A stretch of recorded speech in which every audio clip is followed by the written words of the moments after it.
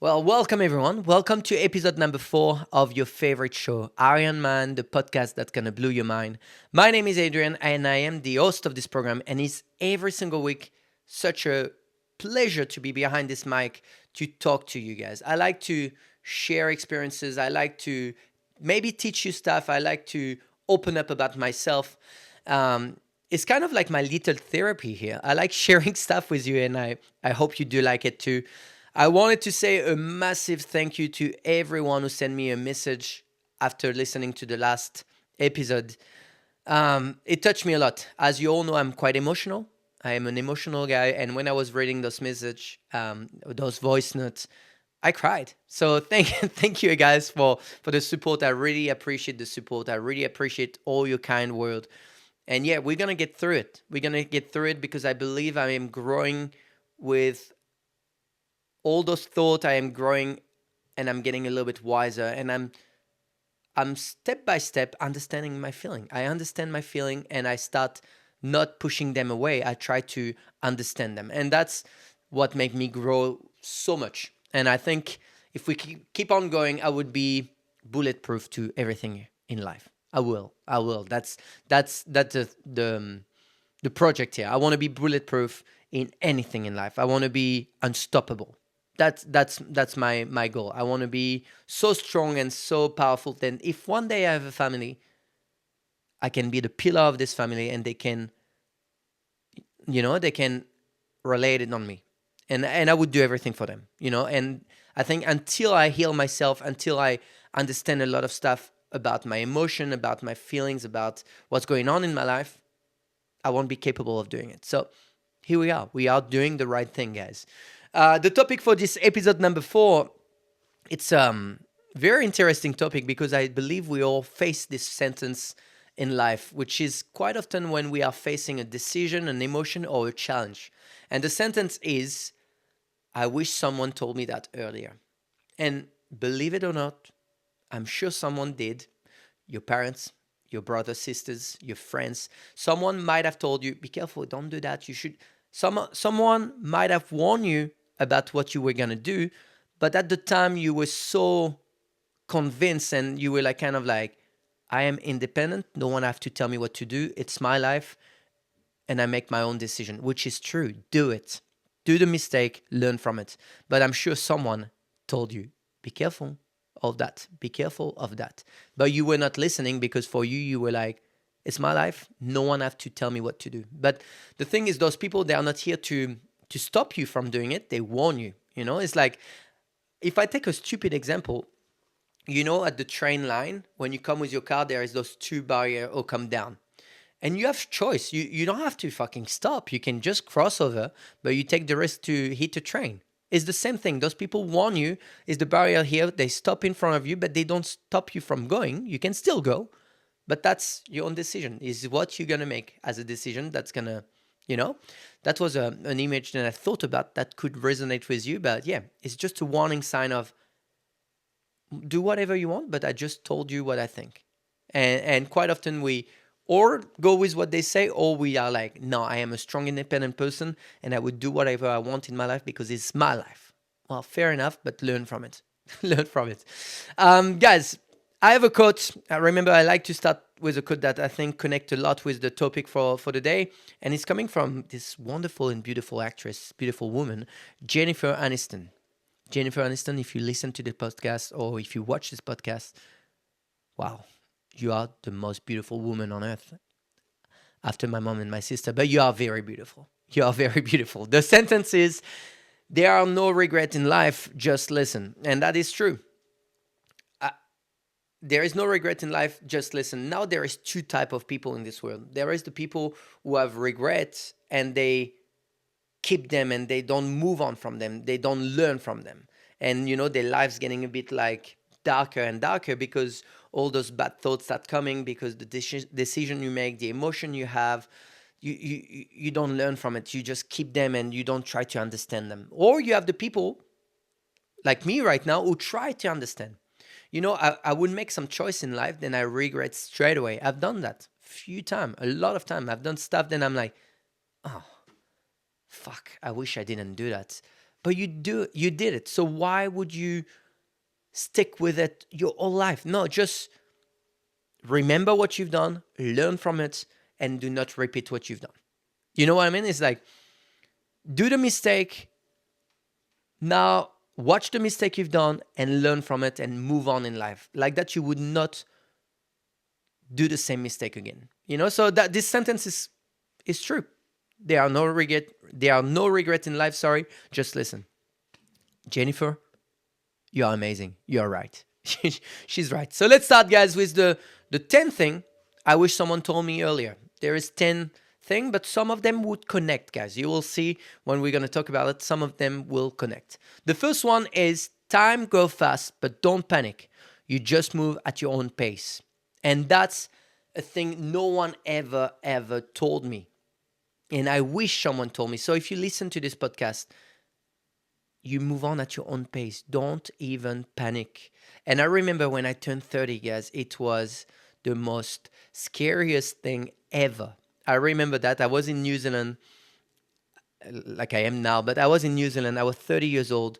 I was watching my bank statement and I have no money or very little money. I have this Citroen C4, and people who know me for a long time know that this Citroen C4 was incredible because it takes me from point A to point B, but I have so many issues. So I have a shit car. I am far away from my family. I have no money in my account. I have no girlfriend. And all the pressure that I have from my family at the time was like, do you have a girlfriend? Do you think about having a girlfriend? Hey, you start getting a bit old. Why you don't have a children? Look, your sister. And all those comparisons here were like crazy. I was like, they are fucking right. Right now, I have no money in my account, or very little. My car is shit. It might broke very soon. I have no girlfriend. I have nothing. I just have like this routine to go to work, not make too much money, and go back to bed and repeat over and over.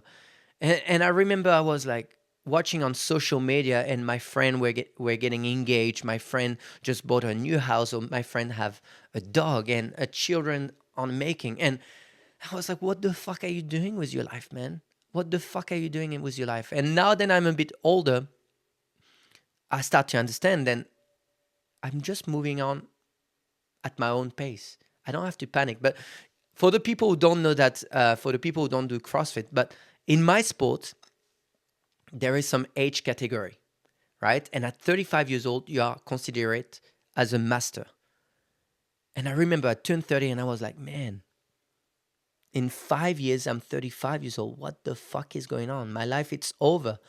Well, now, ladies and gentlemen, is in 1 year. Because this year I'm 34. In 1 year, I'm a master, and that hurt. That hurt. But yeah, just remember, you are moving at your own pace. Is your story. Is what you are doing is your story. No one should tell you, hey, look around you, you are late. I know so many story of people like, I think it's the guys who create KFC. He create the KFC restaurant franchise at 60 years old. Man, 60 years old is in 30 years if you think about it. A little bit less because I'm 34 this year, but you know what I mean? So do not panic, guys. That's a sentence I hope that can help you. Do not panic. You move on at your own pace. Don't stress out. You have time. No worries. The second one is stop wishing for more. And I don't know if it's just me, but quite often I'm like, fuck, I wish I have that. And when I got it, I'm like, okay, but I wish I have that.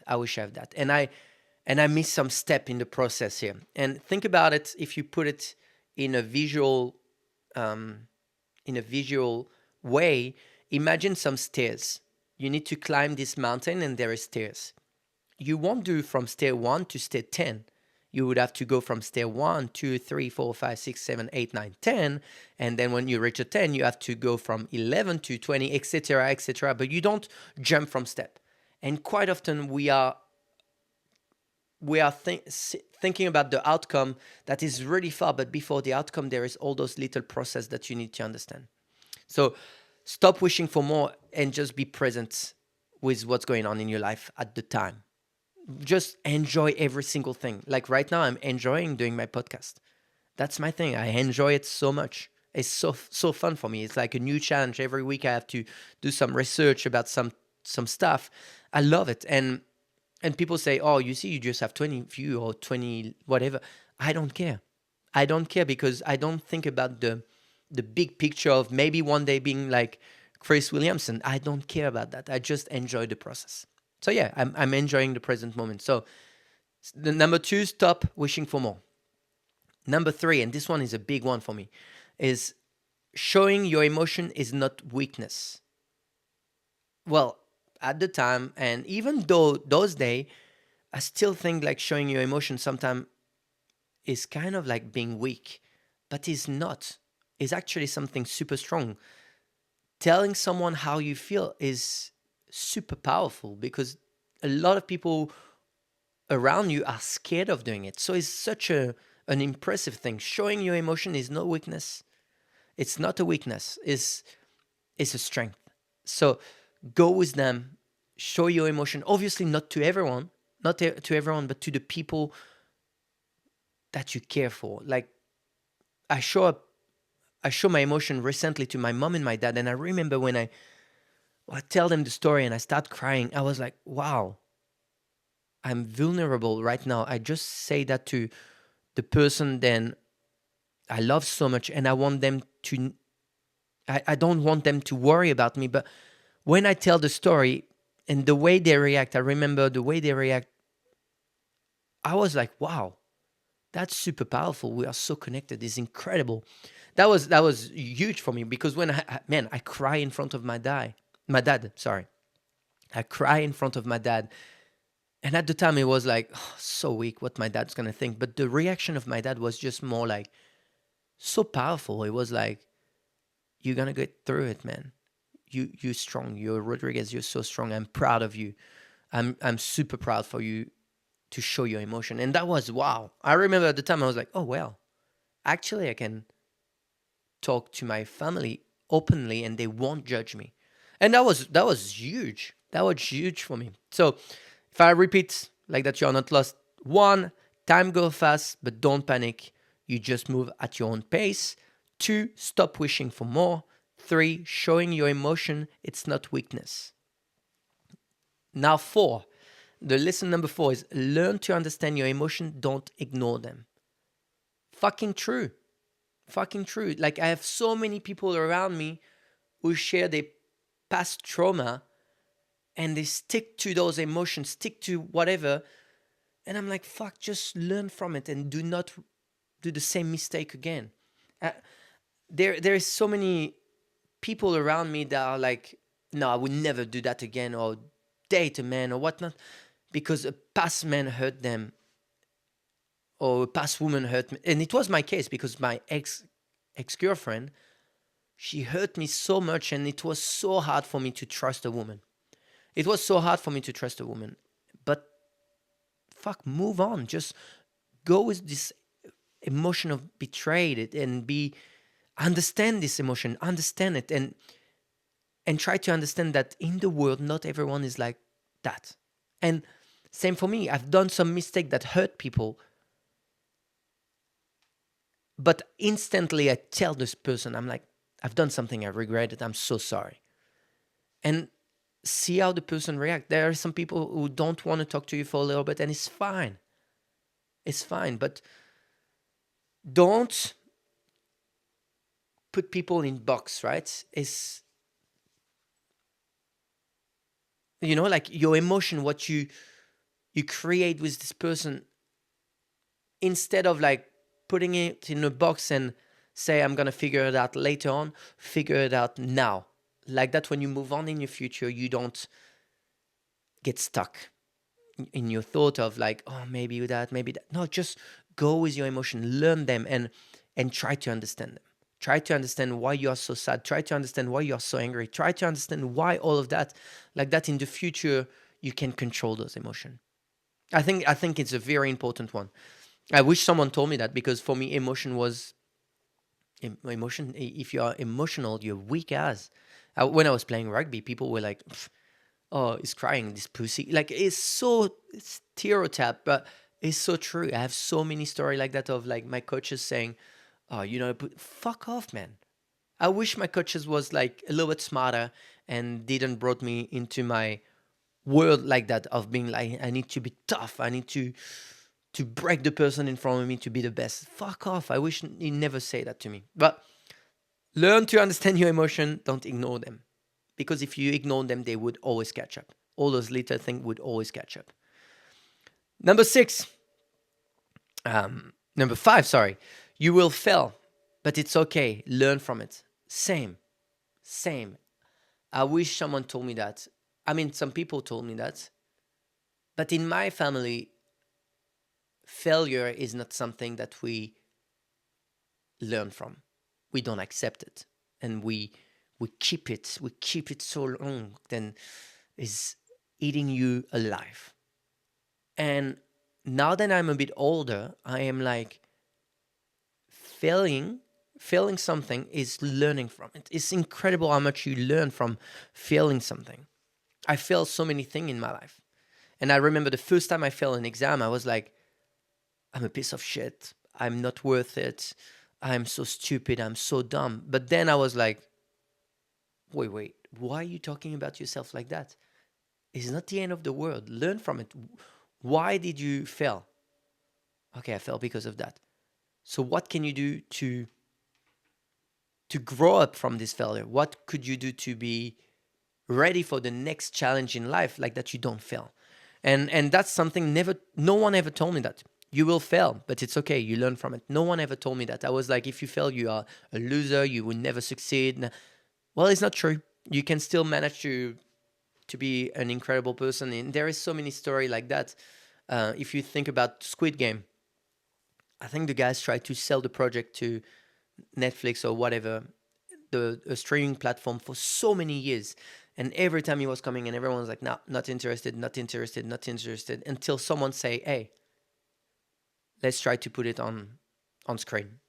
Made it on screen, and it was an incredible success.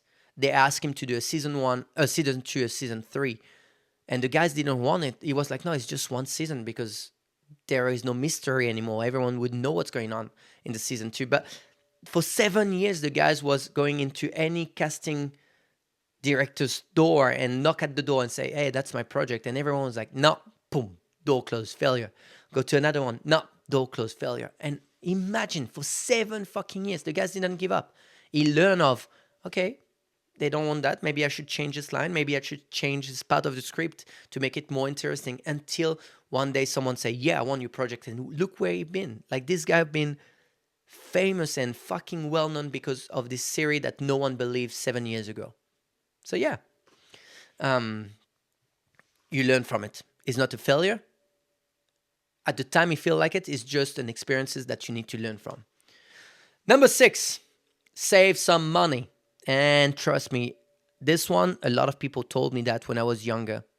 But when I was younger, I didn't realize, I was partying a lot. I was drinking a lot.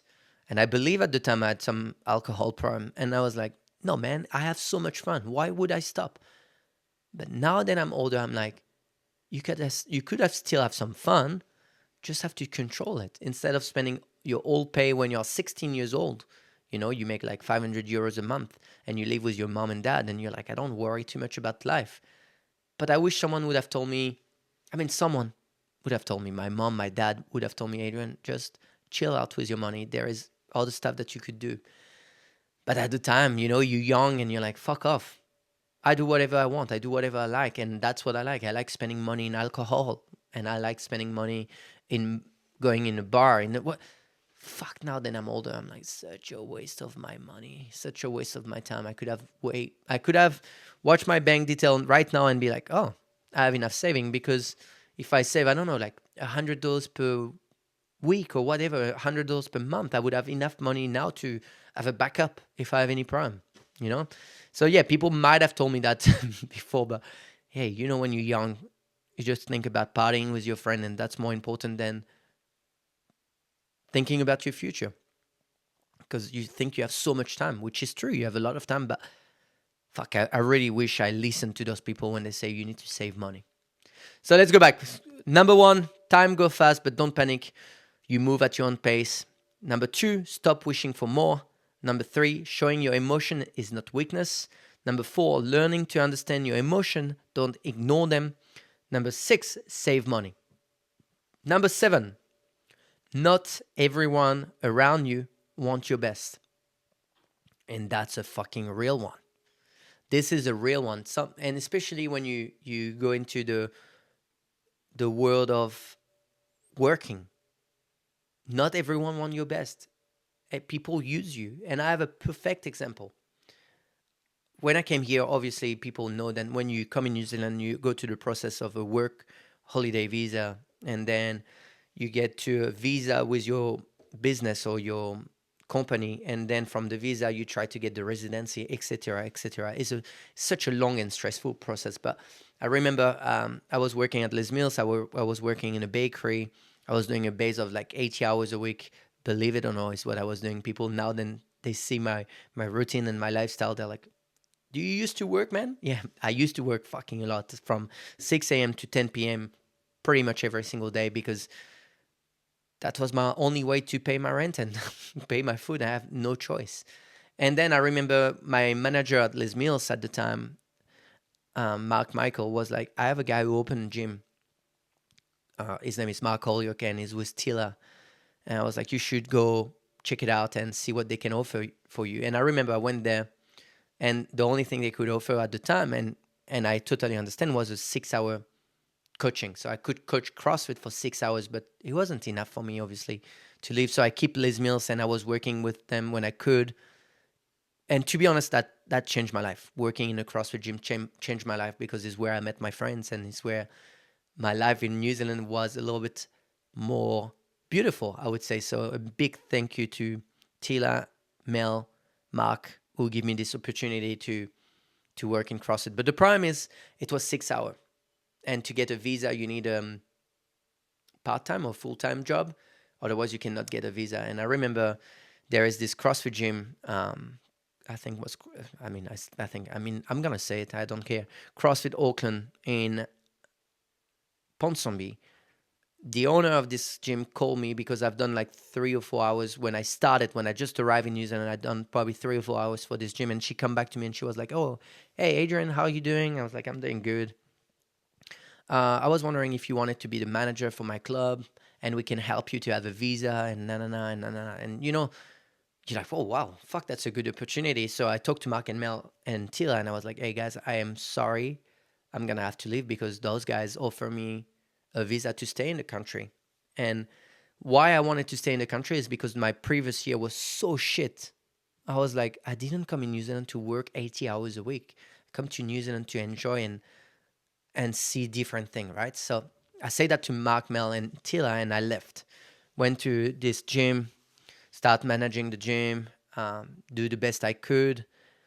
And after 1 month, I remember talking to this girl, Lisa. I was like, "Hey, you were talking about doing a visa for me, but where are we for the visa? Are we moving on for it?" And she looked at me in the eyes and say, "Oh yeah, forget about it. We won't do that."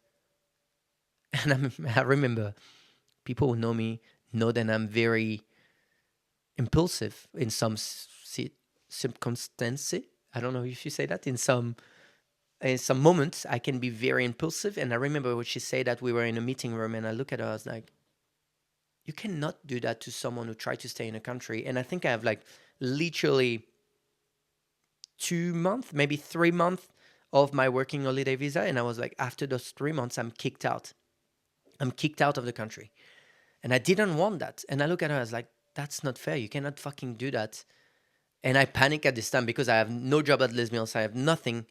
So literally I was not in the street because I have my house and my flatmate that would have helped me. But I recontact Mel and Mark, and I was like, "Guys, would you be happy?" And that was a fucking trigger point for me, because I was like, they're going to think I'm using them, which it wasn't the thing. It was, I've been kicked out from this. I mean, I fired myself. I say, "Hey, I'm leaving. Fuck off. I'm not staying there. You don't help me. I'm going to go back to some people who I believe want to help me." And They did help me the best they could. They gave me a visa, they helped me with the visa. Now I've got my residency, and that's a big thank you to COVID as well. Without COVID, I would probably never get my residency, and the next step is the citizenship. And but like, I really believe at the time that these girls were gonna help. She was gonna help me with my visa, and she knifed me in the back. So she used me the best she could to grow up a business again, and she knifed me. And I was like, "Fuck, this world is such a bitch." That was my thought, and here we are. So in life, there is some people who want to help you, and they really mean to help you and really care about you, and there is some people who don't give a damn shit about your fucking life. So that's the thing I wish someone told me, because I was quite like not in the pink world and everyone is beautiful and nice. I always knew that there is those people that are very manipulative, and but I never really experimented that before. I mean, in my old gym in France, yeah, there is this girl.